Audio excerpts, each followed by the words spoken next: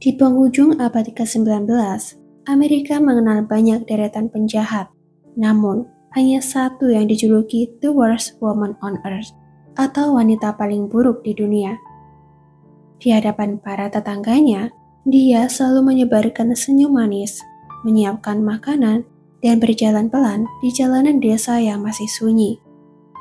Tapi di balik senyum itu, tersembunyi kegelapan yang akan membuat seluruh Amerika tercengang. Setiap rumah yang pernah ditinggali wanita itu seakan membawa kematian, dan New York akan segera menyaksikan kengerian yang tak pernah dibayangkan sebelumnya. Suatu hari, polisi menemukan tumpukan rahasia gelap di gudang yang ditinggali wanita itu. Tubuh-tubuh terkubur, suami, teman, dan bahkan keluarga dekat. Inilah titik di mana nama Lizzie Halliday menjadi legenda gelap Amerika. Lizzie lahir pada tahun 1959 dengan nama Eliza Margaret McNally di sebuah kota kecil Antrim, bagian timur laut Irlandia. Lizzie merupakan salah satu anak dari 10 bersaudara yang lahir dari keluarga miskin. Hidup di tengah masa sulit Irlandia pasca bencana kentang besar membuat ekonomi keluarga kecil rapuh, sehingga untuk hidup sehari-hari, keluarga Lizzie harus melakukan perjuangan penuh. Karena tumbuh di lingkungan yang keras, kemungkinan Lizzie mengalami tekanan psikologis dari kondisi keluarga dan lingkungan pasca bencana. Terdapat laporan yang menyatakan bahwa Lizzie mulai menunjukkan perilaku aneh sejak kecil, termasuk sifat temperamental dan manipulatif. Keluarga Lizzie kemudian pindah ke Amerika Serikat untuk mencari kehidupan yang lebih baik. Tidak ada catatan pasti apakah usia Lizzie saat pindah 3 tahun atau 8 tahun. Tetapi sebagian besar sumber menyatakan jika Lizzie pindah pada usia 3 tahun. Imigrasi tentu membawa tantangan baru bagi Lizzie. Dia harus beradaptasi dengan bahasa, budaya, dan lingkungan baru yang bisa memengaruhi psikologisnya. Sebagai keluarga imigran di Amerika Serikat, keluarga Lizzie kembali menghadapi kesulitan ekonomi. Lingkungan baru dan tekanan keluarga kemungkinan membuat Lizzie semakin cerdas dalam menutupi perasaan, serta menumbuhkan sifat manipulatif dan agresif. Perilaku aneh atau temperamental Lizzie pun semakin terlihat di lingkungan masyarakat. Seperti banyak gadis lain di era tersebut, ketika menginjak usia remaja, Lizzie pergi untuk bekerja di Pennsylvania. Pada masa itu, wanita yang tidak mendapat pendidikan yang baik dapat bekerja sebagai pembantu rumah tangga di rumah-rumah orang kaya. Di sana, Lizzie bertemu dengan seorang pria bernama Charles Hopkins. Benih-benih cinta pun tumbuh di hati mereka berdua. Dan pada tahun 1879, Lizzie memutuskan untuk menikah dengan Charles. Dari pernikahan tersebut, mereka dikaruniai seorang putra. Namun 2 tahun setelah pernikahan tersebut, Charles meninggal dunia secara tiba-tiba. Tidak ada yang curiga dengan kematian Charles tersebut, dan dokter menganggap jika Charles meninggal karena sebab alami. Saat itu, kesehatan masyarakat dan obat-obatan masih belum berkembang dengan baik. Banyak penyakit yang tidak dapat disembuhkan, sehingga banyak orang meninggal di usia muda. Lizzie menyadari jika hidup sebagai janda dengan 1 putra di era tersebut pasti akan sangat sulit. Oleh karena itu, Lizzie segera mencari pria lain sebagai pendamping hidupnya. Tidak lama kemudian, pada tahun 1881, Lizzie menikah dengan mantan perwira militer bernama Artemus Brewer yang berasal dari desa Greenwich di Washington County. Namun, pernikahan ini tidak berjalan dengan baik. Lizzie berkali-kali diketahui menganiaya suaminya. Hanya 1 tahun setelah menikah, Artemus meninggal dunia karena penyebab yang juga tidak diketahui. Setelah kepergian suami keduanya, Lizzie mencoba untuk mendekati pria lagi. pria tersebut adalah Hiram Parkinson. Namun, Hiram meninggalkan Lizzie setelah menjalin hubungan selama 1 tahun. Dia belum sempat menikahi Lizzie. Pria berikutnya yang berhasil menikahi Lizzie adalah George Smith, yang pernah menjadi teman sesama angkatan darat mendiang suami keduanya, Artemus. Namun, Lizzie tampak tidak mencintai suami ketiganya ini. Dia berusaha menghabisi suaminya dengan memasukkan racun arsenik ke dalam secangkir teh yang dihidangkan kepada George. George memang meminumnya tanpa curiga, tetapi Tuhan masih memberikan kesempatan hidup bagi George. Setelah meminum teh dari Lizzie, George jatuh sakit dan segera mendapat perawatan intensif di rumah sakit yang berhasil menyelamatkan nyawa George. Mungkin Lizzie takut dicurigai, sehingga dia segera melarikan diri ke Bellows Falls, Vermont, ketika George mulai pulih.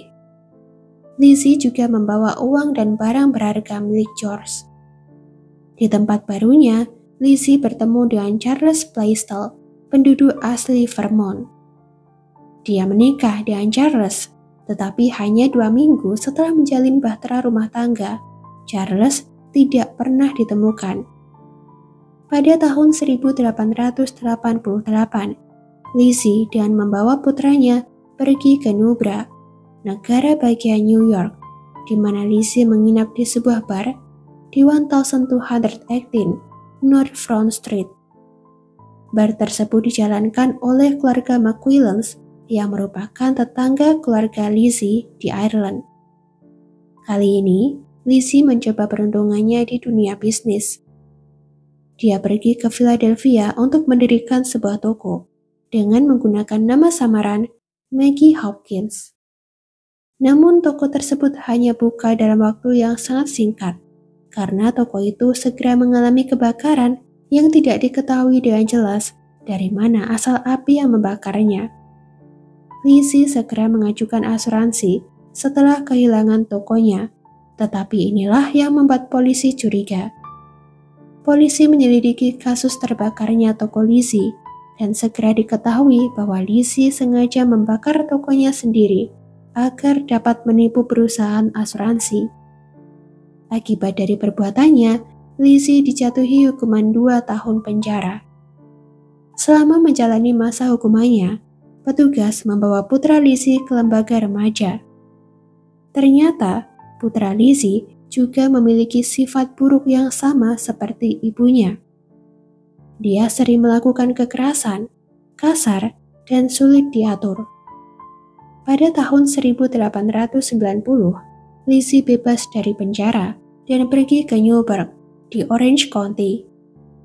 Di sana, Lizzie bertemu dengan Paul Halliday yang menawarinya pekerjaan sebagai pembantu rumah tangga di kediamannya di Birmingham, New York. Paul adalah seorang petani berusia 70 tahun yang telah 2 kali bercerai dan tinggal bersama 5 putra. Namun, keempat putranya telah pindah dan tinggal di tempat lain, menyisakan Paul bersama putra terakhirnya, John, yang mengalami cacat mental. Paul yang telah lama sendiri dengan cepat jatuh cinta kepada Lizzie. Mereka akhirnya menikah, tetapi para tetangga yakin jika Paul menikahi Lizzie agar dia tidak perlu membayar Lizzie. Ketidaktulusan cinta mereka semakin terbukti dengan kehidupan pernikahan mereka yang tampak tidak menyenangkan. Lizzie kerap membuat masalah dan Paul yang harus menebusnya. Suatu ketika, Lizzie melakukan kawin lari dengan tetangganya. Dia mencuri kuda milik tetangganya yang lain agar dapat segera melarikan diri dengan pasangan barunya tersebut. Namun, ketika sampai di Newburgh, pasangan Lizzie meninggalkannya dan Lizzie berhasil ditangkap. Untuk meringankan hukuman, pengacara Lizzie mengajukan pembelaan bahwa Lizzie mengalami gangguan jiwa sehingga dia dikirim ke rumah sakit jiwa. Paul yang mendengar kabar itu mengunjungi Lizzie dan Lizzie tidak pernah membuang kesempatan ini untuk merayu suaminya lagi. Paul membayar uang tebusan agar Lizzie dibebaskan, Tetapi pada tanggal 6 Mei tahun 1891, sebagian dari rumah pertanian milik Paul terbakar hingga tidak bersisa. Beruntungnya, sebagian besar rumah yang ditinggalkan Lizzie masih dapat diselamatkan. Namun, musibah kebakaran segera terjadi lagi 3 minggu kemudian, tepatnya pada tanggal 26 Mei. Gudang terbesar di pertanian milik Paul, di mana John yang cacat berada di dalam gudang tersebut, tiba-tiba terbakar habis. Karena John tidak dapat melarikan diri, dia akhirnya meninggal dalam insiden tersebut. Paul juga tidak pernah terlihat lagi. Ketika para tetangga bertanya kepada Lizzie, dia memberitahu para tetangga bahwa suaminya sedang bepergian.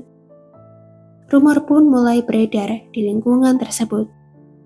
Banyak orang menduga jika Lizzie sengaja membakar gudang itu untuk menyingkirkan John, karena Lizzie tampak tidak pernah menyayangi John atau menganggap John sebagai putranya. Penyelidikan yang dilakukan setelah kebakaran menunjukkan bahwa pintu kamar John yang terkunci ditemukan di reruntuhan, dan menariknya, Lizzie memiliki kuncinya.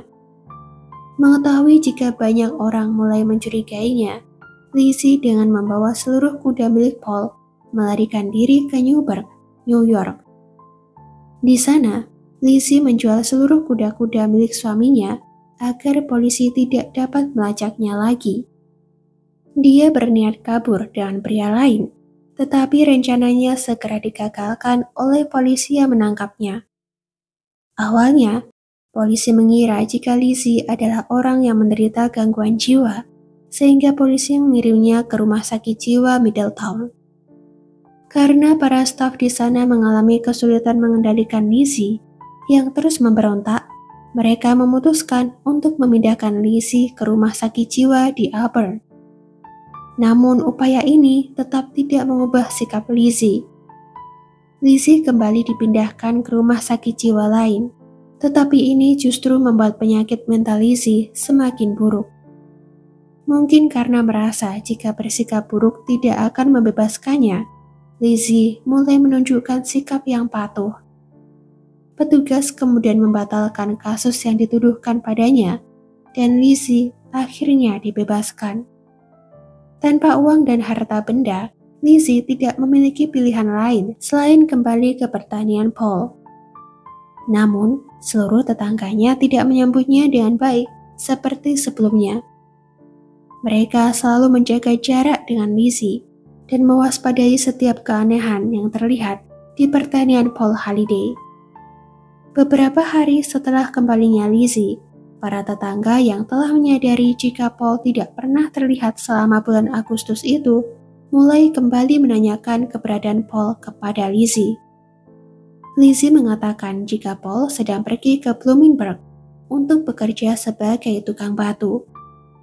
Namun para tetangga tidak mempercayai Lizzie, mengingat sikap buruk Lizzie sebelumnya, dan usia Paul yang tampaknya tidak mungkin melakukan pekerjaan seberat itu.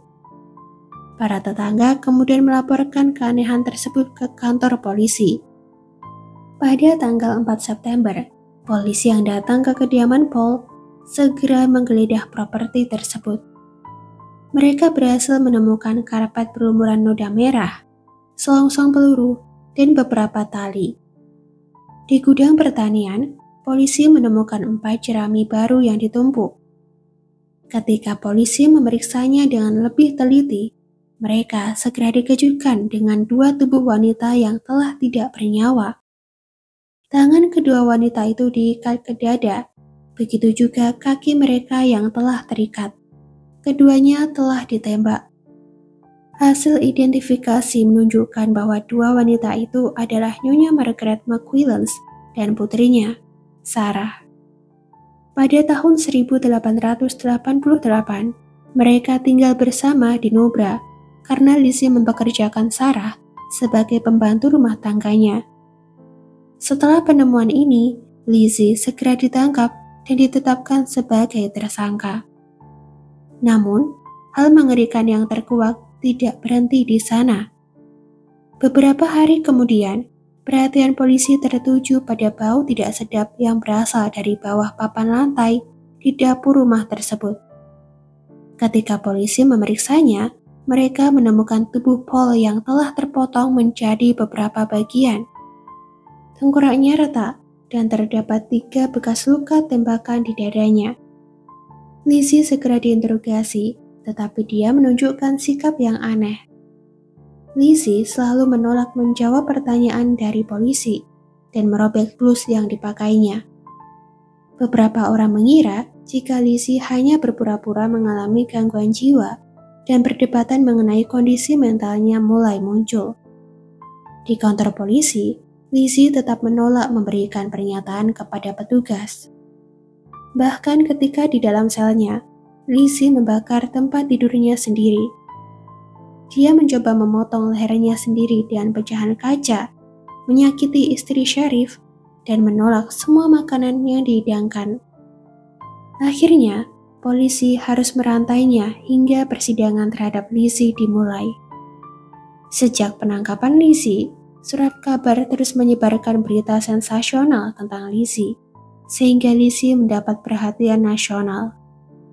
Pada tanggal 21 Juni tahun 1894, persidangan pertama Lizzie dimulai. Dengan banyaknya bukti yang ditemukan, pengacaranya tidak dapat melakukan banyak pembelaan. Dia yakin jika Lizzie pasti akan dibebaskan dengan alasan mengalami gangguan jiwa. Dokter yang sebelumnya pernah merawat Lizzie bersaksi jika Lizzie benar-benar mengalami gangguan jiwa. Namun para saksi menyatakan jika Lizzie hanya berpura-pura mengalami gangguan jiwa agar terhindar dari hukuman yang lebih berat. Setelah bermusyawarah, juri memutuskan jika Lizzie bersalah dan dijatuhi hukuman mati dengan kursi listrik. Ketika keluar dari pengadilan, wartawan segera mengelilingi Lizzie. Marah dengan sikap wartawan tersebut, Lizzie menggigit tangan salah satu petugas yang mengawalnya menuju sel, bernama Harrison Beecher. Ini membuat tangan Harrison terinfeksi. Dia akhirnya meninggal dunia karena luka tersebut. Meskipun hukuman telah dijatuhkan, tetapi perdebatan mengenai kondisi mental Lizzie terus bermunculan. Komisi untuk menentukan kondisi mental Lizzie yang sebenarnya pun dibentuk, dan mereka menyatakan jika Lizzie benar-benar mengalami gangguan jiwa. Akhirnya, hukuman eksekusi yang sebelumnya dijatuhkan kepada Lizzie diubah menjadi penjara seumur hidup. Lizzie dikirim ke rumah sakit negeri Metewan, di mana dia menghabiskan sisa hidupnya. Berbeda dengan sifat Lizzie sebelumnya. Di sana, Lizzie berhasil menjadi pasien teladan yang senang menjahit. Perawat di rumah sakit jiwa tersebut memberi Lizzie akses terhadap peralatan menjahit, termasuk gunting. Terdapat satu perawat yang sangat disukai oleh Lizzie, bernama Nellie Weeks. Namun, kedekatan ini membuat Lizzie menjadi sangat bergantung kepada Nellie. Suatu ketika, Nellie memberi kabar kepada para pasien jika dia akan keluar dari rumah sakit jiwa tersebut untuk menjadi perawat biasa. Ini membuat Lizzie sangat kecewa. Lizzie kemudian memperingatkan Nellie jika dia akan menghabisi Nellie apabila tetap memilih menjadi perawat biasa. Namun, Nellie tampak tidak menganggap serius peringatan dari Lizzie. Pada tahun 1906, ketika Nellie pergi ke suatu ruangan untuk mengambil barang, Lizzie mengikutinya, dan secara diam-diam, dia menghabisi Nellie dengan menusuknya menggunakan gunting sebanyak 200 kali. Lizzie Halliday akhirnya meninggal pada tanggal 28 Juni tahun 1918 karena penyakit Brigh. Dia dimakamkan di pemakaman tak bertanda di halaman rumah sakit jiwa Metewan. Setelah kepergiannya, Lizzie dinobatkan sebagai wanita terburuk di dunia karena sifatnya yang pendendam dan tidak dapat merawat dirinya dengan baik. Bahkan beberapa sumber mengatakan jika Lizzie berhubungan dengan kejahatan yang terjadi di Whitechapel dan berhubungan juga dengan Jack the Ripper. Namun diketahui bahwa pada saat kejahatan tersebut terjadi, Lizzie sedang dipenjara, sehingga rumor ini tidak terbukti benar.